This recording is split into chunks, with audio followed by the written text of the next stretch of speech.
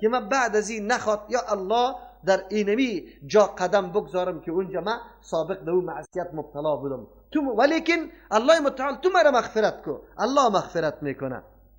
در این حالت الله متعال ابراهیم علیه السلام اولاد میده. ملائک برش میگه که تو ناامید نباش. قال و من یقنط من رحمت. از ظاهر سوال ابراهیم علیه السلام یک نوع استفاده شد که ابراهیم علیه السلام نعوذ بالله شک داره و مایوس از رحمت الله است. از او خاطر ملائکی سوالت تکرار میکنه تا که اظهار ضمیر ابراهیم علیه السلام به انظار عامه در پیش مردم شوه که باز مردم سبا رو شک نکنه که نه ابراهیم هم نعوذ بالله مشکک بود در این مورد یک چیزی شک و تردد داشت. این قرآن خود یاد میکنه. پیش در موضوع زنده کردن مرده ها هم امی گپ چی شده بود. الله متعال ابراهیم علیه السلام در معرض سوال قرار داد. اینجا ما میتور قال و من یقنط من رحمت ربی.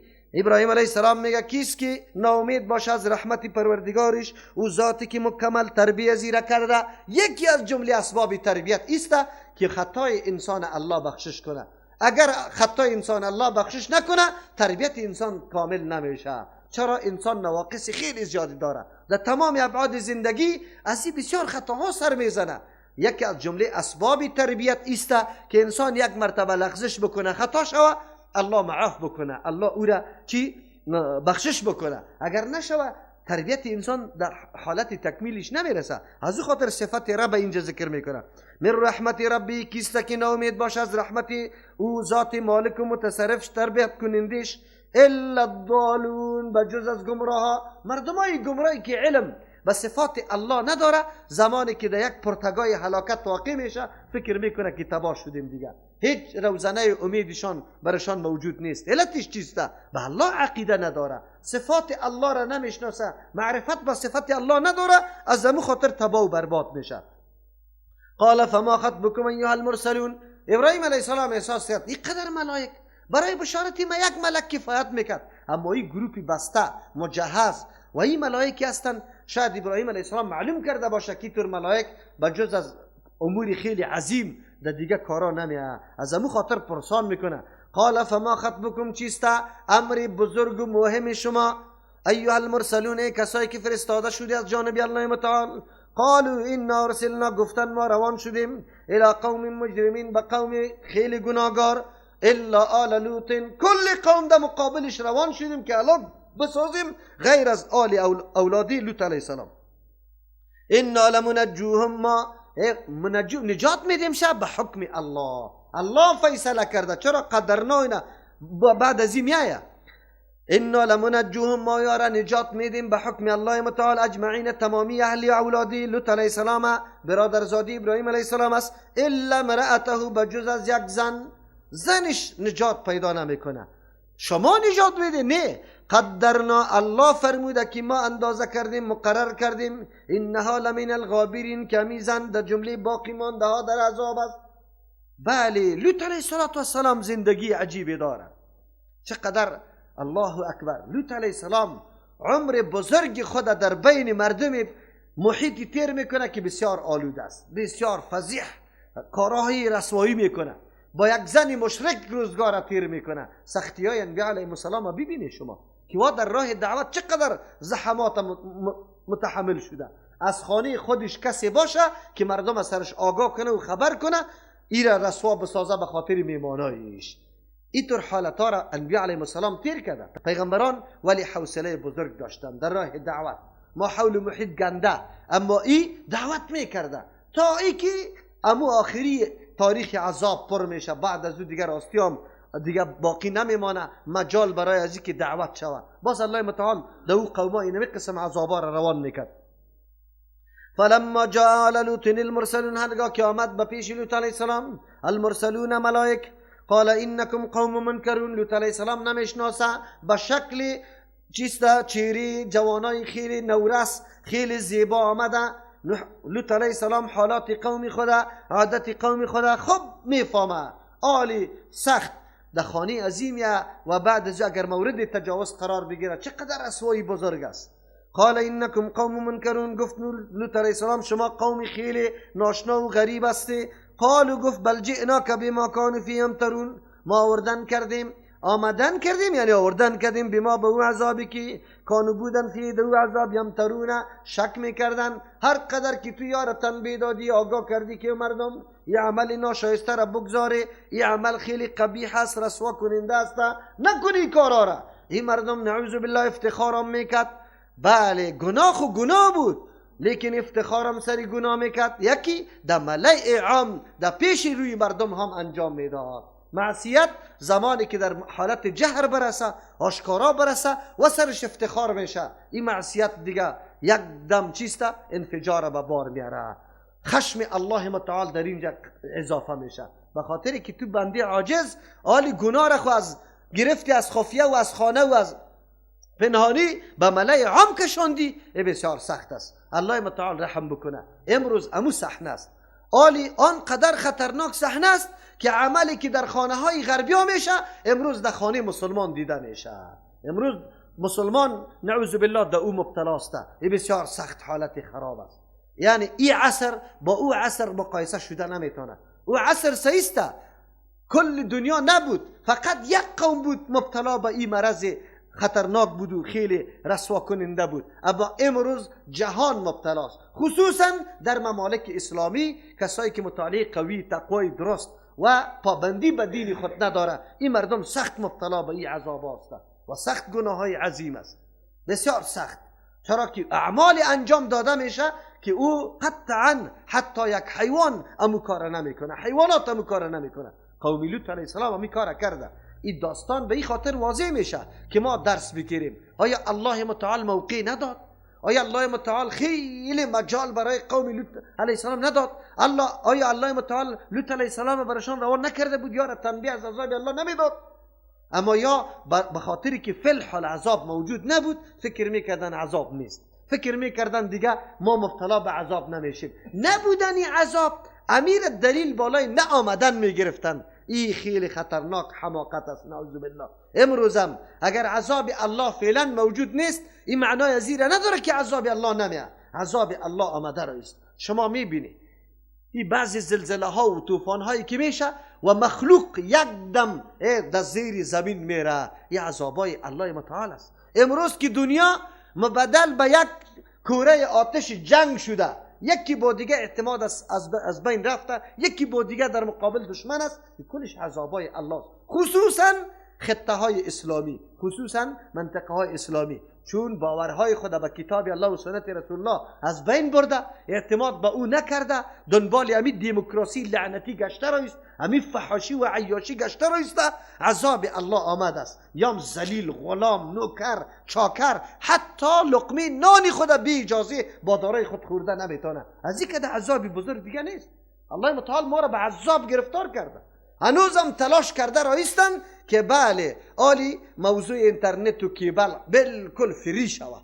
اگر فری شد باز شما میبینی که این ملت با کدام چای هلاکت میفته. آلی خو یک کمی پول و پیسه سرش مصرف میشه، یک کمی مردم خودداری میکنه، اما در اون صورت بازی چینلا باز باشه، این مردم باز شما میبینی. همیالی چقدر تاثیرات منفی سر ما کرده. بچه ما را بیبی با کدام رونق میگرده، دختری ما را بیبی با کدام رونق میگرده، چه قسم گپ میزنه، چه قسم از خود دفاع میکنه.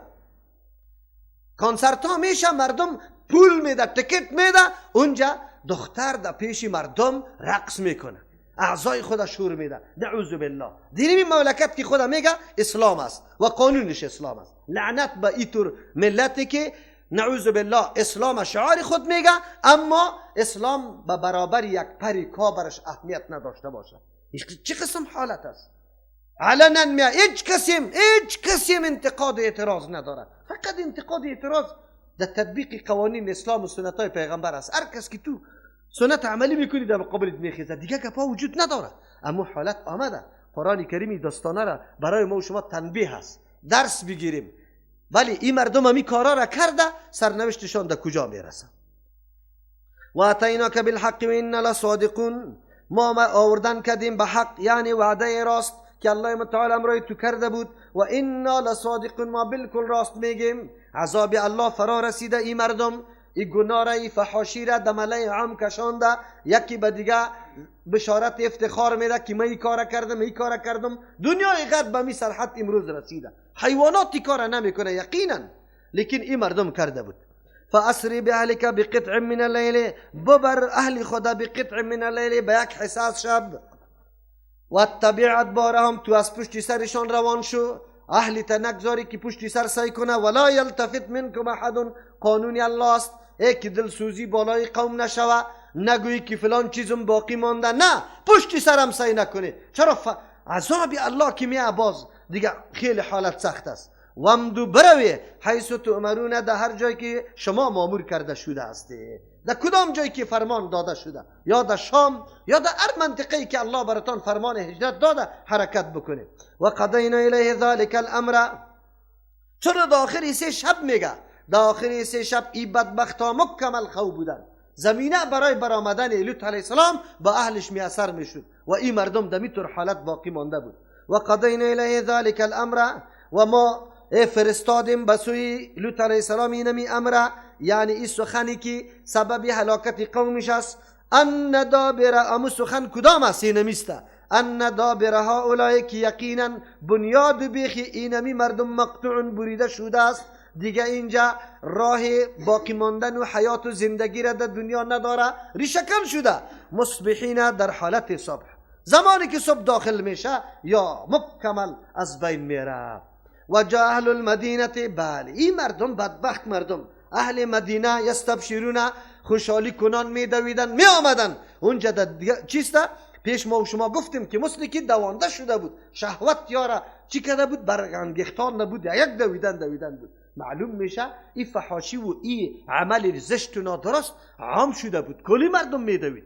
قال ان هؤلاء ضیفی، لوط علیه السلام آماده به ای بود. پیش تیر شده سوره هود که بله لوط علیه السلام برش گفت که سیکو اینطور نیست، اینی را مردم میگه بدیل، اگر یک امر منفی رد میکنی جاگزینش باشه. الله متعال کدام قوت هایی که در وجود انسان گذاشته، اینطور نیست که قوت تو را منحصر و بندی کرده، راه پورا کردن امو خواسته قوت تو موجود نباشه. الله متعال حد برش گذاشته که در سر حدی نرسه که نعوذ بالله به بندوباری و به بدبختی عامل بدبختی شوه. این باید کنترل شوه. نکاح چقدر یک امر تنظیم کننده برای زندگی و حیات یک انسان است، چقدر ما و شما را تنامی نسبه که محفوظ نگاه میکنه که سبب ترحم و شفقت است. شما ببینی مادر در اینجا وفات میکنه، دخترش و بچهش از آلمان حرکت میکنه خود در اینجا میرسانه، به خاطری که آخرین دیدار مادرم است. همین شفقت و ترحم از کجا پیدا شده؟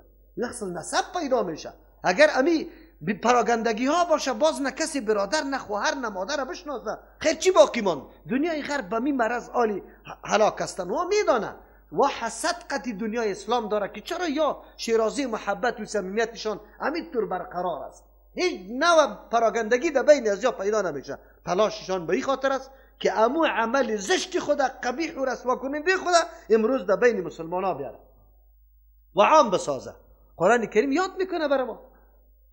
قال ان هؤلاء ضیفی، لوط علیه السلام دعوت میده که اینمی میمانایم است و هر کس قدری میمان داره. در عرف و عادت مسلمان و کافر است که میمان کسی توهین نمیکنه، تحقیر نمیکنه.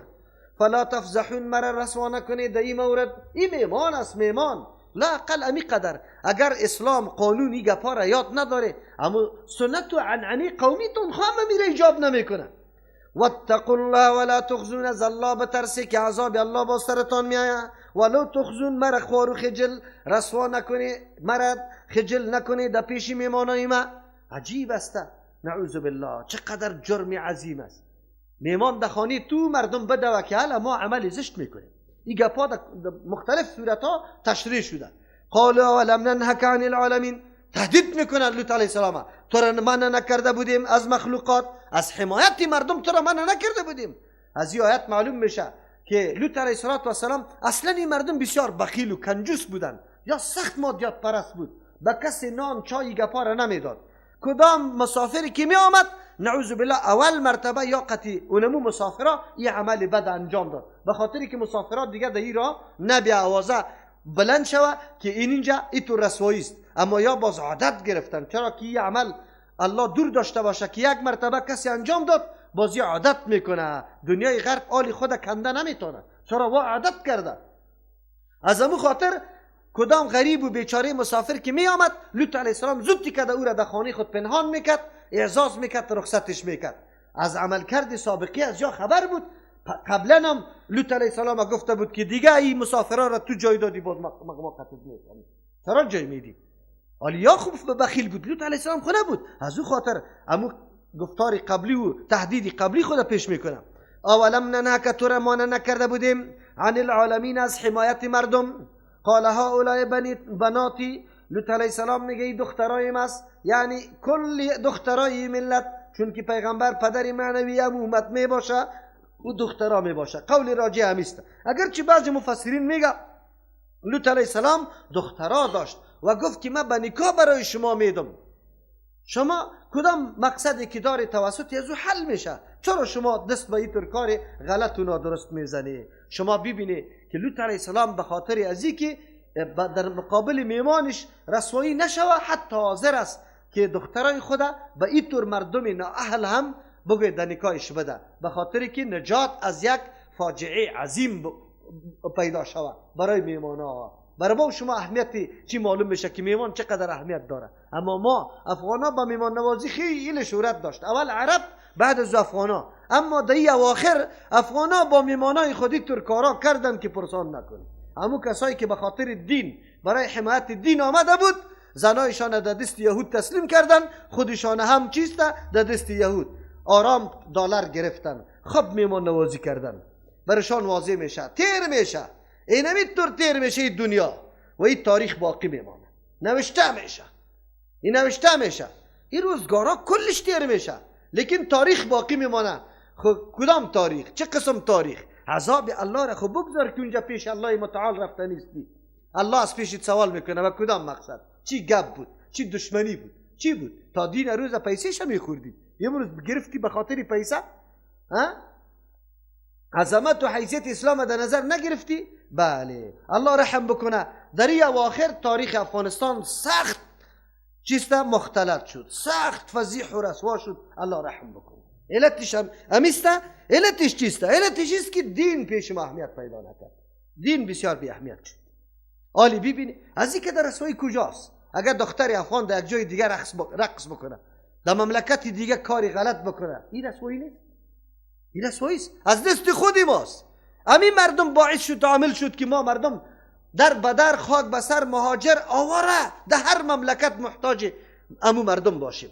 اگر هر نوع رسوایی آمده، این کمونستا باید بدانه شما نجیب میگه شهید است، تو این لکی ننگینی که در این ملک شما آورده و ملت در بدر کرده. اگر در هر جای بچه افغان، دختر افغان رسوا شده، در گناهش تو شریک هستی، از دست تو شده. و بعد از او کسایی که عاملین جنگ بود، قومیت، زبان، تنظیم رشد دادن، اسلام نعوذ بالله در نظر نگرفتن. همه این مردم ها کلش عاملین جنگ است و در این جنایات داخل هستند. به محض انفجارا مردم شهید نمیشه. کلمه شهید در دنبالش کسی نوشته بکنه، مفت خو نیست.